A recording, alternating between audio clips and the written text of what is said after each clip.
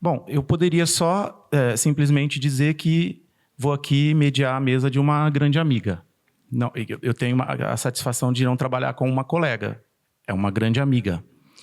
Mas vou seguir o protocolo para fazer uma breve apresentação curricular da professora Patrícia Cardoso, que doutorou-se em Teoria e História Literária pela Universidade Estadual de Campinas em 2002, com a tese Inês de Castro ou A Morta Luminosa.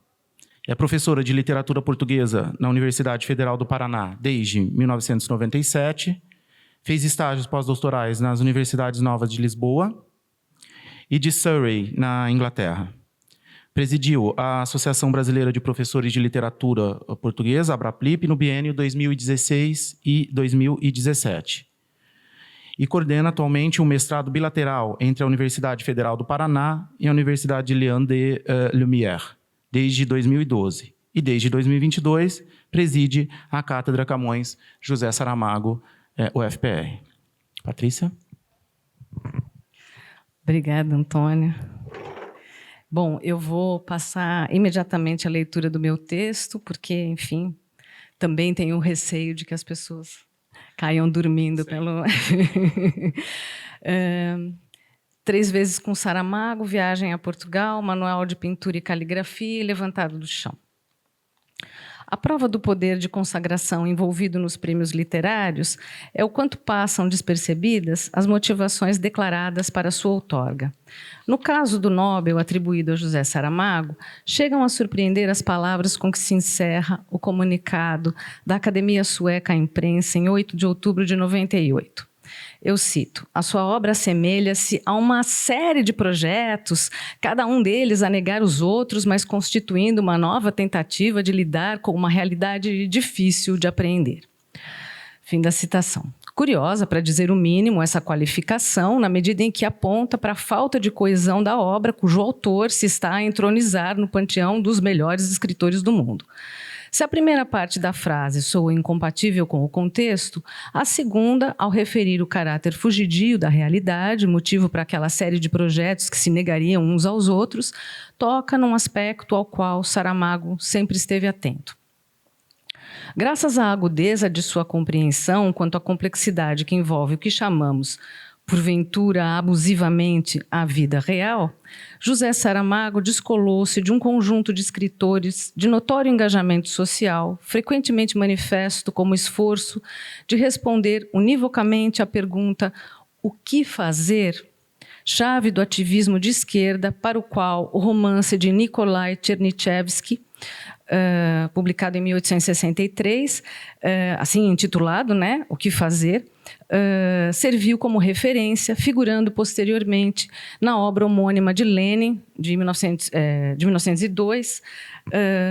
Bom, diferentemente de uma grande parte do grupo de autores dedicados a denunciar a desumanidade do sistema capitalista e a necessidade de organização coletiva para combatê-lo e destruí-lo, Saramago não se deixou convencer pelo princípio da representação literária objetiva como meio de conscientização dos leitores.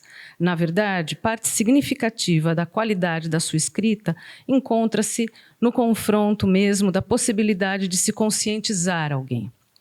A esse propósito, lembro 2 passagens dos diálogos com José Saramago, de Carlos Reis. Eu vou citar as 2, não são muito curtas, mas eu acho que é importante.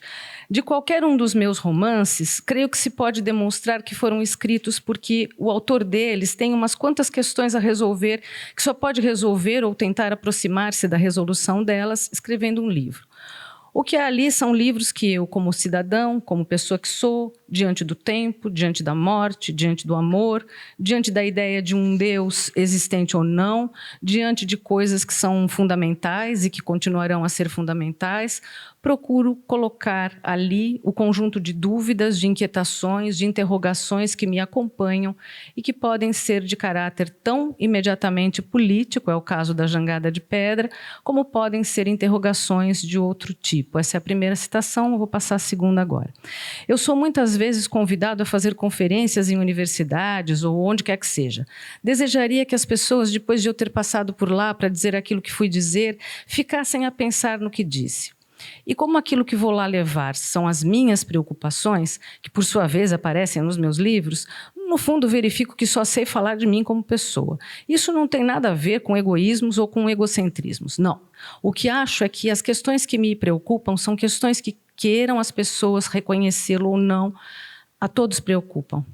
E assim, quando vou falar das minhas preocupações, vou acordar, se estão adormecidas, as preocupações dessas outras pessoas. Então, encerro aí a segunda citação. Nos dois casos, chama atenção o interesse no estabelecimento de uma relação entre aquele que escreve e os que o leem, em termos não de uma conscientização baseada na orientação do primeiro sobre os demais, mas de uma partilha de inquietações, mergulho conjunto nos problemas dos quais, complexos e profundos como são, queremos escapar. Não se trata, portanto, da atitude de quem expõe o caminho para a solução direta e definitiva do mecanismo de desastres desenvolvido pela sociedade capitalista, mas do empenho de todos na reflexão sobre o que nos levou, individual e coletivamente, a contribuir para a consolidação de tal mecanismo. Na contramão do que diz o comunicado da Academia Sueca, em ambas as passagens, Saramago explora o problema que orienta a sua obra, dando-lhe uma coesão exemplar. Só sei falar de mim como pessoa, diz ele. Falar de si como pessoa, nos termos em que o faz, implica num exercício de autoconhecimento tão desafiador, complexo e profundo, quanto o de olhar para fora de si. Integrados e partilhados, esses exercícios são a única hipótese para travar-se o mecanismo de desastres. Trata-se, portanto, antes de mais nada, de procurar perceber o lugar que cada um ocupa, subjetiva e objetivamente falando, no corpo e no mundo que habita. De identidade se trata. Assim sendo, não surpreende que em seu discurso na cerimônia de outorga do Nobel, José Saramago dê grande destaque à identidade, de modo a articular a experiência privada com a que persegue e representa em sua obra. Primeiro, de modo a inscrever-se numa linhagem a um só tempo familiar, social e de narradores da vida vivida e da vida imaginada. O pertencimento a tal linhagem serve-lhe de abrigo e o explica enquanto sujeito. Retraçar tal linhagem, diz ele, não teve, eu cito, outra intenção que não fosse reconstituir e registrar instantes da vida das pessoas que me geraram e que mais perto de mim estiveram, pensando que nada mais precisaria de explicar para que se soubesse de onde venho e de que materiais se fez a pessoa que comecei por ser e esta em que pouco a pouco me vim tornando. É o fim da citação. Temos nessa fala mais um elemento constitutivo da coesão da obra saramaguiana. A partilha das experiências é condicionada pelo afeto nuclear para formar-se o sentido de comunidade, para o qual é determinante a equivalência entre o respeito pela vida própria e pela alheia. A história pessoal que nos conta é essencialmente marcada por essa imagem da identidade como abrigo. As histórias que imagina são modos de mostrar a importância desse abrigo, mas igualmente o desafio de encontrá-lo em função da dupla dificuldade envolvida no autoconhecimento e na efetiva inclusão do outro como medida e condição da nossa existência. A assunção da centralidade desse circuito para a transformação da sociedade exige que o escritor incorpore tal dificuldade na sua prática discursiva, evidenciando que o falar de si, o falar para os outros e, sobretudo, o falar pelos outros estão condicionados por processos dos quais o elemento programático, essencial na perspectiva do ativismo tradicional, de esquerda, está ausente. O compromisso de falar para e pelos outros não é garantia do estabelecimento de uma comunicação, de uma cumplicidade. Antes de tudo, porque o próprio desconhece-se. E satisfeito com o que consegue ver a seu respeito, assim pretende permanecer. Soma-se a isso o fato de não apenas desconhecer os outros, mas principalmente ter grande dificuldade em considerá-los seriamente, como elementos incontornáveis para o sucesso do seu eventual percurso de autoinvestigação. Colocados em diálogo, Viagem a Portugal, de 1980, Manual de Pintura e Caligrafia, de 77, Levantado do Chão, igualmente de 1980, dão-nos condições de observar o investimento de Saramago na montagem desse circuito com todos os obstáculos e desvios que o compõem. Significativamente, na primeira das 3 obras, o viajante lança-se à estrada, orientado pela ideia de fruição descompromissada da natureza, isolando-a do elemento humano, que encara como um entrave para o cumprimento do seu objetivo de extrair o máximo prazer da contemplação da paisagem.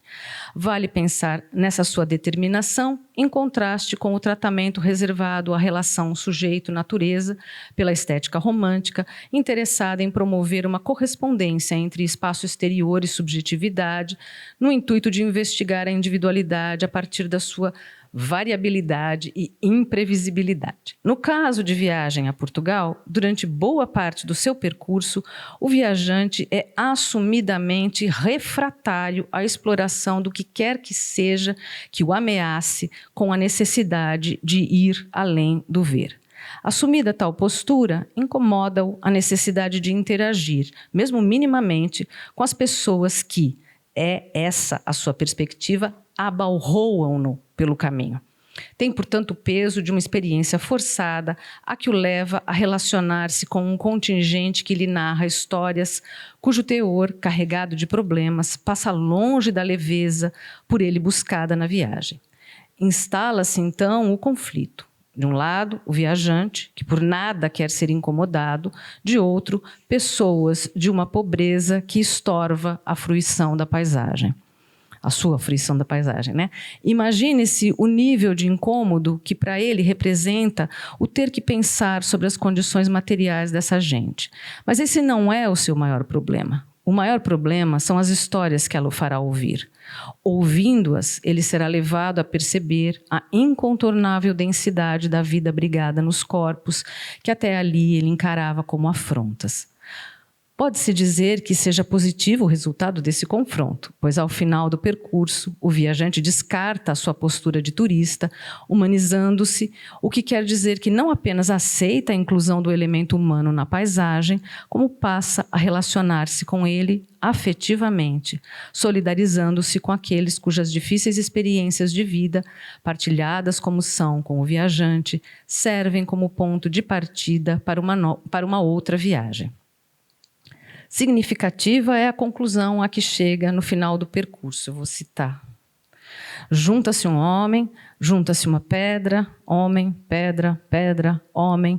Se houvesse tempo para juntar e contar, para contar e ouvir, para ouvir e dizer, depois de primeiramente ter aprendido a linguagem comum, o eu essencial, o essencial tu, debaixo de toneladas de história, de cultura, enfim, como no castelo, os ossos aparecendo, até a formação do inteiro corpo português. Podendo ver, o viajante finalmente reparou. Resistências superadas, ele permitir-se-á percorrer a paisagem interior, a sua subjetividade, percurso indispensável para a consolidação daquela primeira viagem. Em Viagem a Portugal, temos então o primeiro passo do circuito que promove a integração das muitas identidades que compõem a coletividade. Delineia-se assim a natureza do compromisso a partir do qual a busca de respostas para a pergunta-chave "o que fazer?" terá a hipótese de ser respondida com sucesso. Repetindo-a para si mesmos e lançando-a uns aos outros, os personagens avançam em seus exercícios de autoconhecimento e na direção de um aprendizado comum. Através das dificuldades enfrentadas pelo viajante, Saramago explora e expõe narrativamente o desafio em que se constitui o movimento que leva o eu ao outro, aos outros e, a partir deles, de volta a si mesmo. A presença constante da temática da identidade na produção do autor é um índice do grau do seu compromisso com tal elemento, aí localizando-se também a peculiaridade do seu engajamento. Quando nos pomos a acompanhar essa presença, atrai a atenção a frequência com que o foco de Saramago recai sobre a instância individual quando se trata de pensar a identidade. Mesmo em Levantado do Chão, obra mais do que emblemática da valorização do esforço coletivo para a conquista do bem comum, lá está a preocupação em dar conta do que se passa com as individualidades, de modo a explorar-se o entendimento de si como fator determinante para que o sujeito participe efetivamente, ou seja, conscientemente, da vida coletiva. Na história protagonizada pela família Maltempo, o desafio a ser enfrentado para completar-se o circuito inclui a percepção daquilo que está envolvido no processo de emancipação dos indivíduos de um jogo de forças brutal a ponto de naturalizar a experiência de dominação dos latifundiários sobre os trabalhadores. Como sucede em Viagem a Portugal, neste romance, a paisagem comparece como elemento que induz a mudança de perspectiva, estando a serviço da problematização da aparente imutabilidade das relações de classe. Bom, e aí, só para lembrar o início do romance, né?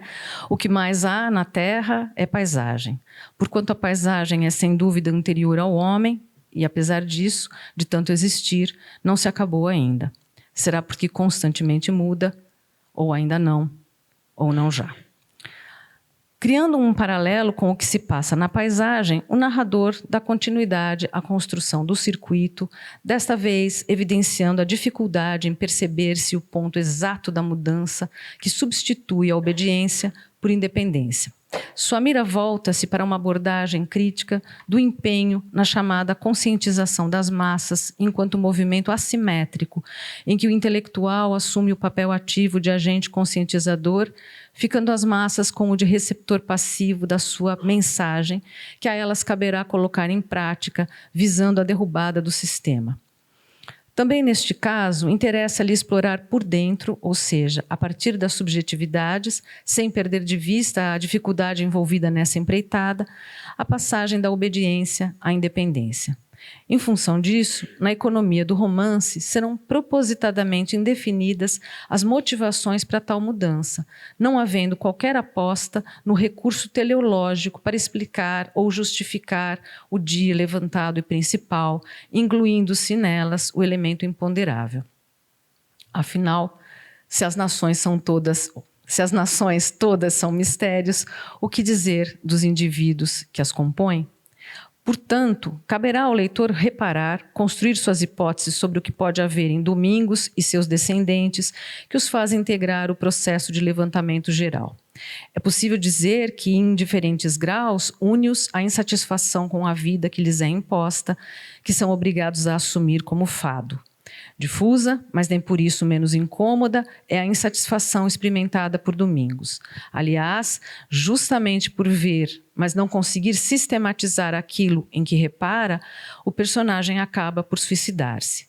Quer isto dizer que sua carência de opinião sobre as causas e os efeitos elimina-o do circuito? De modo algum.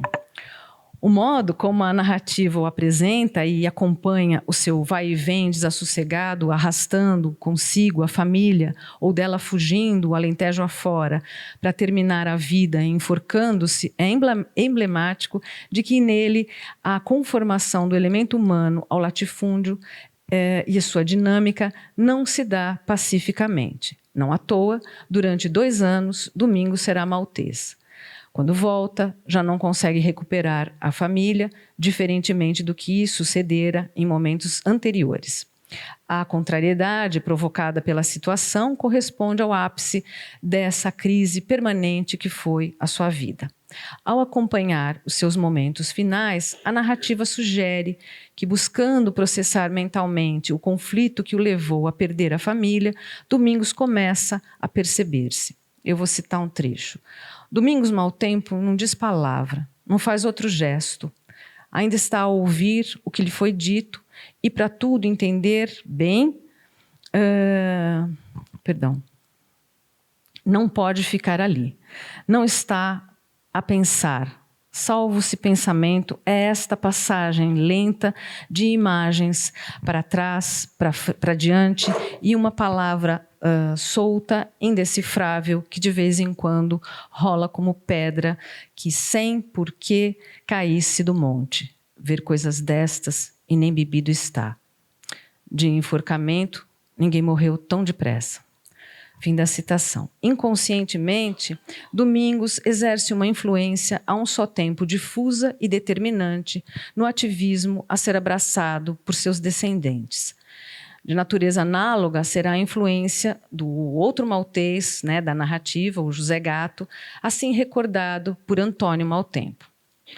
Tinha boas coisas, o José Gatto. Essa justiça deve de se lhe fazer. Nunca roubou nada aos pobres, a orientação dele era só roubar onde o havia, aos ricos, como dizem que fazia o José do Telhado. Bom, se da perspectiva de um ativismo tradicional, figuras como essa, né, como o José Gatto, né, seriam consideradas entraves para a consolidação do movimento revolucionário. No romance, esse bandido serve para desequilibrar a imagem de força indestrutível que emana do latifúndio e do poder institucionalizado como um todo. A independência, a não conformação à ordem estabelecida, observáveis nas suas atitudes, constituem-se como referências, são aberturas para vislumbrarem-se mudanças. Se a natureza isolada e não programática, ideologicamente falando, dessas atitudes, não oferece as condições ideais para a organização do movimento dos trabalhadores, esse ponto fora da curva, que é José Gatto, acena para a possibilidade de construção de uma nova estrada. Isso mesmo o reconhece Antônio Maltempo, quando, depois de narrar as divertidas aventuras do maltês, conclui: ao José Gatto conheci-o sempre como um homem que se meteu naquela vida porque não ganhava para comer. O José Gatto era um maltês a sério. Acho que foi um homem muito só. Esta é a minha ideia. Este é um reconhecimento significativo quando se acompanha o movimento difuso da conscientização, o qual serve de base ao levantamento. Significativa é também a trajetória de Antônio, cuja personalidade guarda algumas semelhanças com a do avô Domingos. Como ele, o neto não consegue sossegar no latifúndio, mas entre um e o outro, há João, pai de Antônio e filho de Domingos, a quem a insatisfação levará a confrontar a lei pela via do ativismo político. A relevância dos elementos difusos para a concretização das grandes transformações mostra-se na altura da narrativa em que se cruzam as memórias de João e Antônio sobre o José Gatto. Vou citar mais um trecho. E João Maltempo tem às vezes um pensamento que não conseguiria pôr em palavras extensas, mas que entrevisto parece dizer que, se é de bom exemplo que se trata, talvez estes de José Gatto não sejam tão maus como isso, mesmo roubando e faltando nas horas mais necessárias. Um dia, Antônio Maltempo dirá: na minha vida tive um mestre e um explicador. E agora, nesta idade em que estou, voltei ao princípio para tornar a aprender tudo. Se é necessário começar já a esclarecer algumas coisas, diga-se que o pai foi o mestre, José Gatto o explicador, e o que Antônio Maltempo estiver a aprender, não será ele sozinho. Fim da citação. Igualmente difusa é a retórica da narrativa a ecoar e sublinhar a indefinição das motivações para a vitória que o leitor testemunhará no final do romance. Mas sempre se vai criando um resíduo com potencial para fazê-lo reparar que o diferencial entre o destino do pai e o do filho passa pela exploração da subjetividade que o leva a enxergar-se em sua integridade. É assim com João e também com os seus companheiros. O movimento de enfrentamento dos latifundiários ganha corpo e força suficientes para ser irreversível quando alguém formula algo que é resultado de um percurso reflexivo, vivenciado por cada um individualmente. Vou citar um trechinho. Então, outra voz, que ideia lhe lembrou, não está a falar das 8 horas, nem do salário de 40 escudos. Eles sempre quiseram baixar-nos a dignidade. E ouvindo eles, todos entendem o que foi dito. Trata-se, portanto, de trabalhar a integração da história coletiva com a pessoal no sentido íntimo do termo, num duplo levantar-se do chão. É exatamente isso que se destaca no Manual de Pintura e Caligrafia. Próximo do levantado, em termos cronológicos, o manual com ele dialoga diretamente, antecedendo-o no uso da imagem e da ideia a que ela remete, que o romance de 1980 estampa no título. É fundamental para entendermos o funcionamento desse diálogo, em termos do estabelecimento de uma relação de complementaridade, ao mesmo tempo em que singularizamos o que se passa no manual, considerarmos a sua fatura como narrativa em primeira pessoa. Nele não se trata de acompanhar-se o processo que leva ao dia levantado e principal pela interposta pessoa do narrador em terceira pessoa. Mesmo que se trate do peculiar narrador saramaguiano, o que se passa com os personagens no levantado é da ordem do alheio. Já no manual, o acesso direto ao protagonista reforça, no âmbito formal, o mergulho na intimidade que o romance promove, de maneira a intensificar-se a experiência do leitor relativamente à complexidade envolvida nos percursos cujo ponto de chegada é a identidade. Em se tratando dessa temática, nessa obra, o elemento que primeiro vem à mente é o processo que faz H, o narrador, abandonar o compromisso de mostrar um outro, o S, cujo retrato é contratado para pintar, para o de entregar-se ao autodesvelamento. Assim resumido o processo, a impressão criada é a de um percurso sem percalços, o que está longe de corresponder ao que se passa na narrativa, envolta em desafios, a começar pela inclusão da escrita na prática do narrador, pintor profissional. Representativa do tratamento a que Saramago submete a identidade no romance é a combinação entre essa mudança de meio de expressão e o abandono de uma autoimagem correspondente a um papel social. A lida com o novo meio de expressão leva a H a dar-se conta da limitação do seu entendimento, problematizando para ampliá-lo em seguida.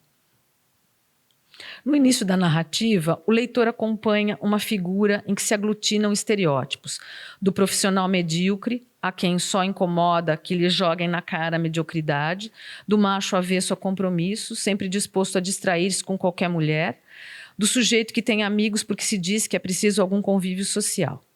Nesse estado de coisas, angústia e melancolia são mantidas à distância pela naturalização da prática dos papéis sociais.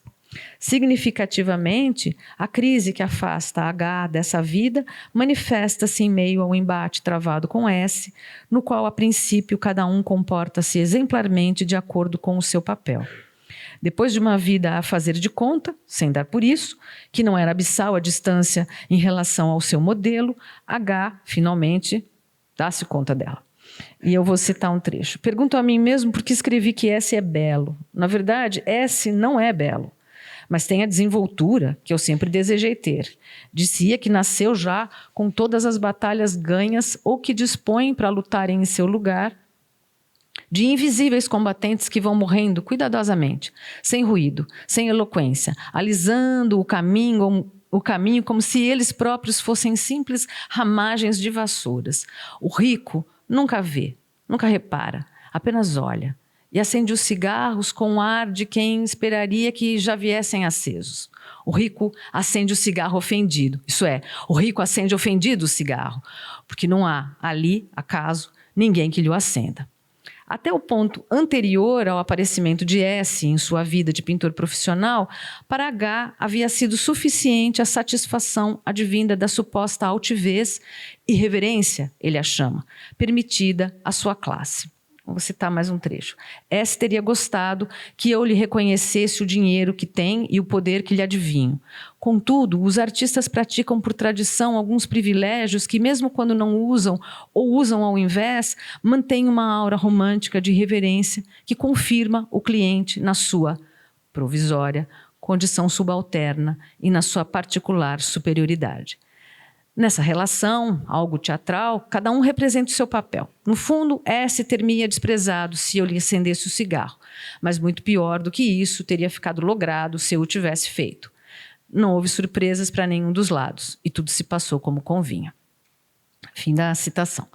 Como se vê, H tem consciência do jogo social, praticando-o tranquilamente por considerar suficiente a provisória e falsa, isso ele não diz, inversão de papéis que lhe permite submeter o rico, desviando-se estrategicamente de enfrentar o embate entre classes.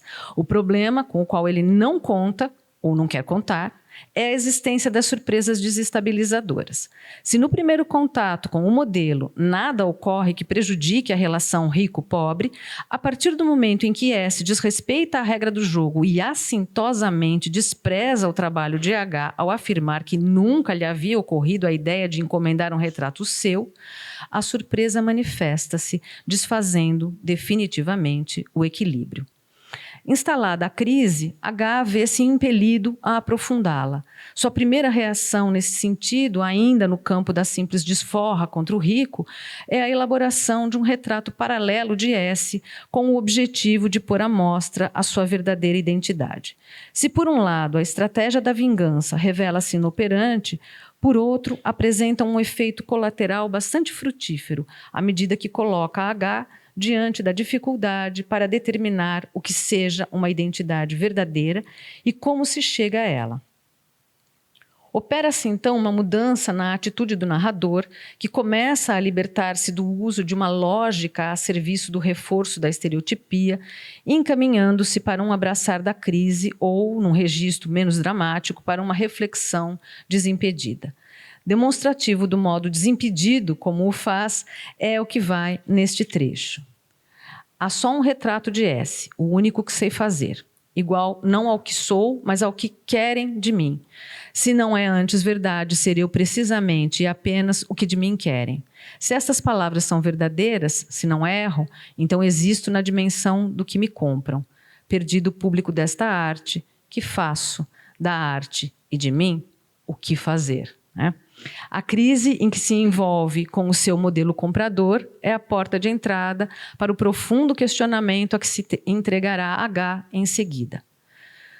Resta este desenho novo, ele diz. Este desenho é ao mesmo tempo código e decifração. Mas código e decifração de quê? Dos fatos e da personalidade de S ou de mim próprio?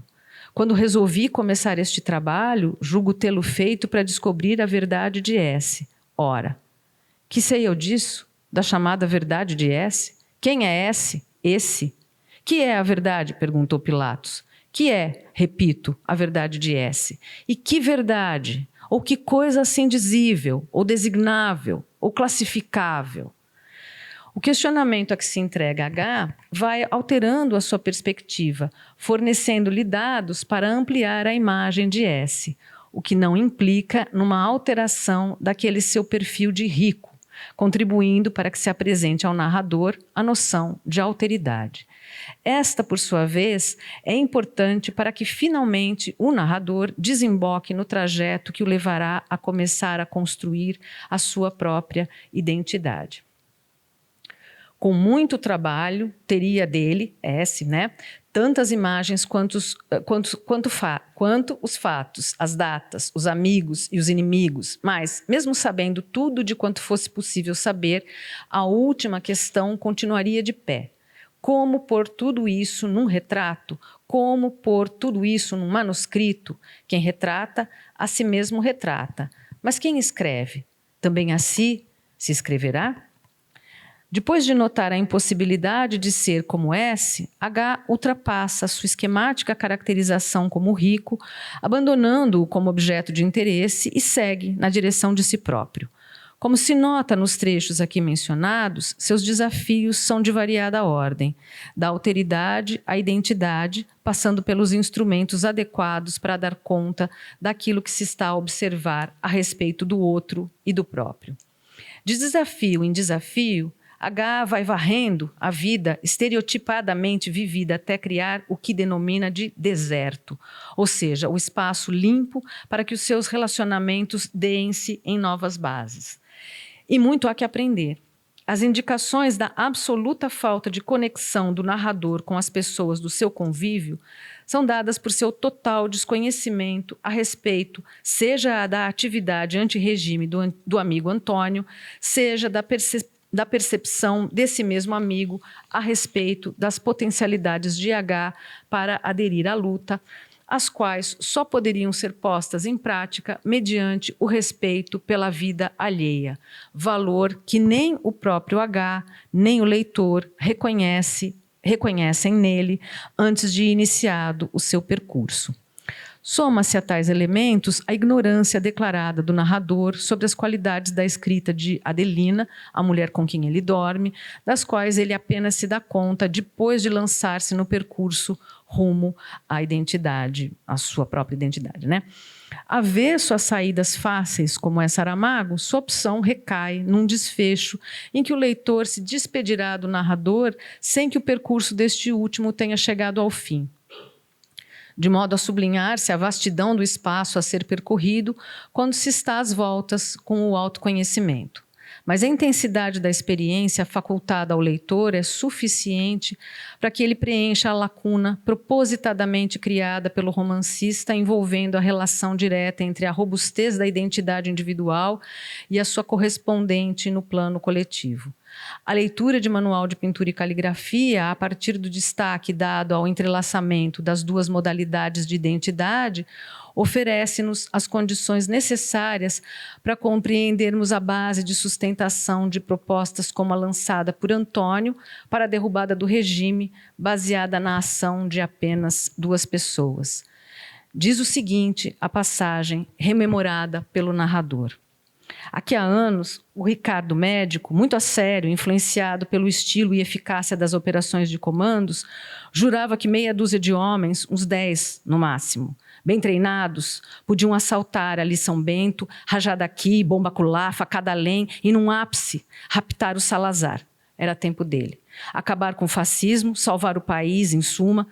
O Antônio, que sorria sarcástico, respondeu que nem eram precisos tantos, que 2 bastavam. O Ricardo, compenetrado, entrou no jogo e defendeu a sua tese, que não, que 2 era um disparate, 10, sim, ou 6, em último caso. Teimava o Antônio. 2 eram suficientes. E até seria capaz já de apontar a parelha de salvadores, ele, Antônio, e ele, Ricardo, e provocava, queres ir? No fundo, vê se percebes, isto acaba, não aguenta, não dura um fósforo. Mas é preciso ir, não ficar aqui, no conchego, a dizer que são precisos 6 ou 10. O Ricardo teve a franqueza de se zangar. Mas o Antônio já não abriu mais a boca. Salazar continuou a governar, depois caiu da cadeira, depois ficou podre, depois morreu.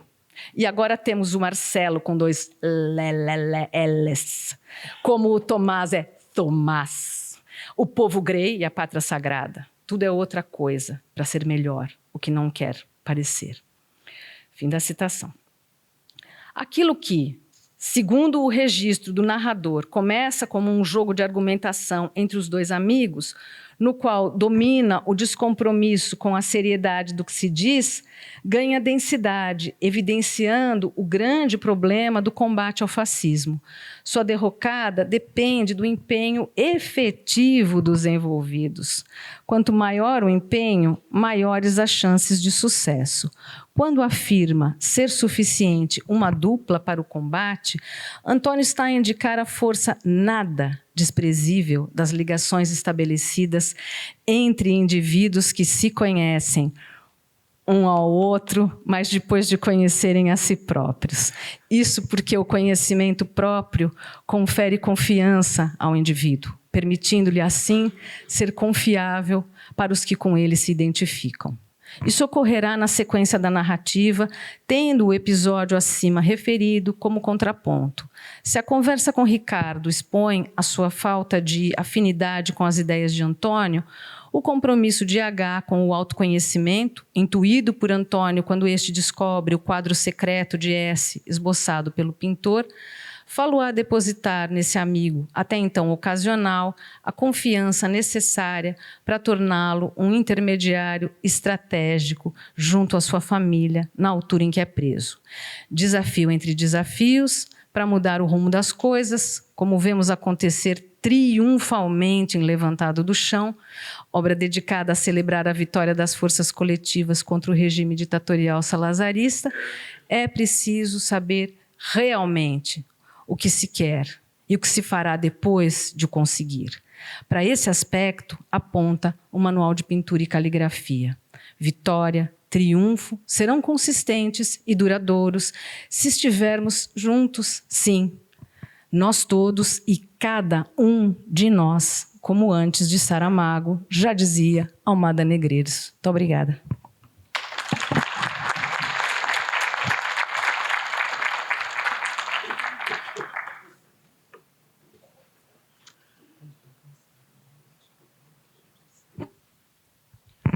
Bom, não é suposto a abertura para perguntas, e então eu declaro encerrada essa mesa. Muito obrigado.